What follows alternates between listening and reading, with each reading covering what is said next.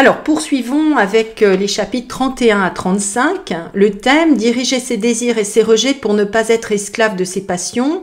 Être libre, c'est apprendre à vouloir ce qui dépend de nous et à ne pas nous révolter contre ce qui échappe à notre contrôle. Cela paraît simple, mais c'est une discipline quotidienne. 31.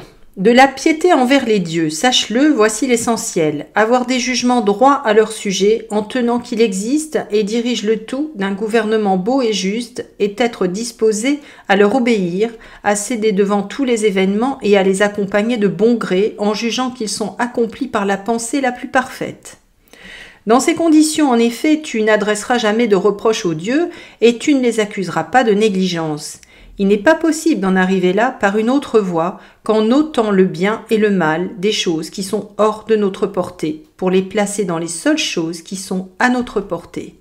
Car si tu juges que l'une des premières est un bien ou un mal, de toute nécessité, lorsque tu manqueras d'atteindre ce que tu veux et tomberas dans ce que tu ne veux pas, tu adresseras des reproches aux responsables et tu les haïras. Tout vivant, en effet, est naturellement disposé à fuir et à se détourner de ce qui paraît nuisible et de ce qui en est la cause, à poursuivre au contraire et à admirer ce qui paraît utile et ce qui en est la cause. Il est donc impossible à celui qui pense qu'on lui nuit d'aimer celui qui semble lui nuire, comme aussi il lui est impossible d'aimer cela même qui lui est nuisible. De là vient aussi qu'un père est injurié par son fils lorsqu'il ne donne pas à l'enfant sa part des choses qui semblent être des biens. Et ceci fit de Polynice et Éthéocle des ennemis l'un pour l'autre. Ils pensaient que la tyrannie était un bien. C'est pourquoi aussi le paysan injurie les dieux, et comme lui le marin, le marchand, les hommes qui perdent leurs femmes et leurs enfants. En effet, là où est l'intérêt, là où est aussi la piété. En sorte que celui qui s'applique à désirer et à ressentir de l'aversion comme il faut, dans le même temps s'applique aussi à la piété. Pour verser des libations sacrifiées, offrir des prémices, il convient chaque fois de suivre les coutumes de nos pères, dans la pureté et sans nonchalance ni négligence, sans mesquinerie non plus, ni au-delà de ses moyens. 32. Quand tu te tournes vers la divination, rappelle-toi, tu ne sais pas ce qui adviendra, mais tu es là pour l'apprendre du devin. Cependant, tu sais en arrivant de quelle nature est l'événement. Si du moins tu es philosophe. Si en effet il est du nombre des choses qui sont hors de notre portée, de toute nécessité, il ne s'agit ni d'un bien ni d'un mal. N'emporte donc chez le devin ni désir ni aversion, et n'approche pas de lui en tremblant, mais avec la pensée distincte que tout ce qui adviendra est indifférent et n'est rien pour toi. Quelle qu'en soit la nature, il sera en ton pouvoir d'en user de belle façon, et cela personne ne t'en empêchera. Avec confiance ainsi rends-toi auprès des dieux comme auprès de conseillers, et pour le reste, lorsque le conseil t'a été donné, rappelle-toi quels conseillers tu as pris avec toi, et lesquels tu refuseras d'entendre si tu désobéis. Va consulter l'oracle comme Socrate le jugeait convenable dans les cas où tout le doute a rapport à l'issue, et où ni la raison ni aucune autre méthode n'offre de ressources pour embrasser d'un regard ce que l'on se propose, en sorte que lorsqu'il s'agira d'encourir un danger avec un ami ou pour la patrie, ne consulte pas l'oracle pour savoir s'il faut l'encourir. Et en effet, si le devin t'avertit que les augures sont mauvaises, il est clair que cela veut dire la mort, ou la perte de quelqu'un membre du corps, ou l'exil.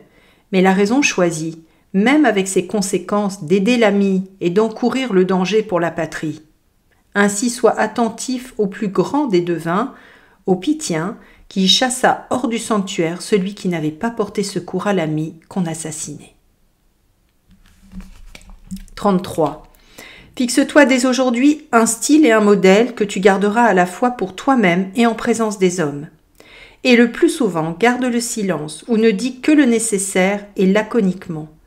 Que si l'occasion un jour rarement t'incite à parler, parle, non pas cependant sur tout ce qui se présente, pas sur les combats de gladiateurs, pas sur les courses de chevaux, pas sur les athlètes, pas sur la nourriture ou la boisson, sujet courant, surtout pas sur les hommes pour les blâmer, en faire éloge, les comparer. Si même tu es de taille, conduis par tes paroles les entretiens de tes compagnons jusqu'à ce qui convient. Mais si tu te retrouves isolé parmi des étrangers, garde le silence.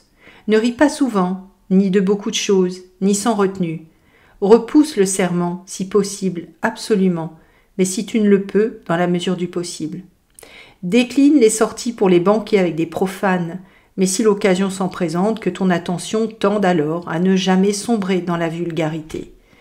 Sache en effet que si ton compagnon s'est taché, nécessairement celui qui le fréquente se tâche aussi, même s'il se trouve qu'il est lui-même pur.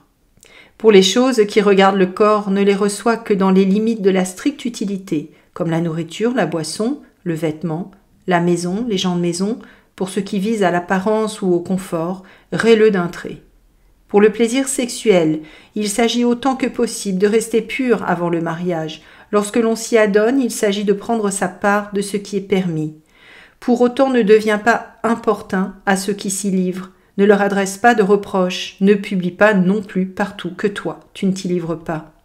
Si l'on te rapporte que l'un dit du mal de toi, ne te défends pas de ce qu'il a dit, mais réponds, c'est qu'en effet il ignorait les autres vices qui sont en moi, car il ne s'en serait pas tenu à cela.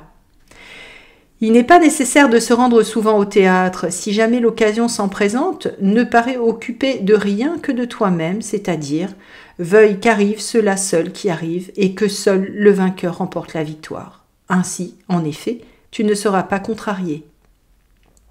Abstiens-toi absolument de crier et de rire de quelqu'un ou surtout de t'émouvoir avec les autres. Et après la sortie, ne te lance pas sans fin sur ce qui s'est passé, en conversation qui ne conduisent pas à ta propre correction, car il ressortirait manifestement de là que le spectacle t'a frappé d'étonnement. Ne va pas assister au hasard aux lectures, ni facilement. Si tu y vas, garde ta gravité et ta contenance, et en même temps ne sois pas pénible.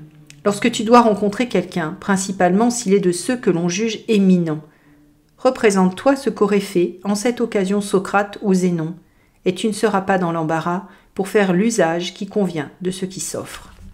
Lorsque tu rends visite à l'un des puissants, représente-toi que tu ne le trouveras pas chez lui, que l'on te barrera le passage, que l'on te fermera violemment la porte au nez, qu'il ne se souciera pas de toi, et si avec tout cela il convient d'y aller, vas-y et supporte ce qui arrive et ne te dis jamais de toi-même à toi-même « la chose n'en valait pas la peine ». Car c'est un mot de profane qui prend en haine les choses extérieures. En société, abstiens-toi de rappeler constamment et sans mesure tes hauts faits ou les dangers encourus. Il n'est pas également plaisant en effet pour toi de rappeler les dangers que tu as encourus et pour les autres d'écouter le récit de ce qui t'est arrivé. Abstiens-toi aussi de susciter le rire, car c'est un tour qui glisse aisément dans la vulgarité, et cela suffit en même temps à laisser aller le respect que tes proches ont pour toi. Peu sûr également d'en arriver à des obscénités, lorsque donc il survient quelque chose de cet ordre. Si l'occasion est favorable, blâme celui qui en arrive là. Dans le cas contraire, manifeste au moins par ton silence ta rougeur, ton air consterné, que tu es mécontent des propos tenus. 34. Chaque fois que tu reçois la représentation d'un plaisir, exactement comme pour les autres représentations, garde-toi d'être captivé par elle. Mais que l'affaire t'attende et prend auprès de toi quelques délais. Puis rappelle ensemble les deux moments, celui où tu jouiras de ce plaisir et celui où, après la jouissance, tu réfléchiras et t'adresseras à toi-même des reproches. Et à ces moments, oppose la joie que tu éprouveras de t'être abstenu et l'éloge que tu feras de toi-même. Si l'occasion se présente de te mettre à l'épreuve, applique-toi à ce que la douceur, le plaisir, la séduction qui en sont en elle ne l'emportent pas sur toi, mais oppose la conscience incommensurablement meilleure d'avoir toi-même remporté cette victoire. 35. Lorsqu'ayant discerné quelque chose à faire, tu le fais. Ne fuis jamais les regards sur ton action, même si le grand nombre doit en juger autrement. Car si tu n'agis pas droitement, fuis l'œuvre elle-même. Mais si tu agis droitement, pourquoi crains-tu ceux qui te blâment à tort ?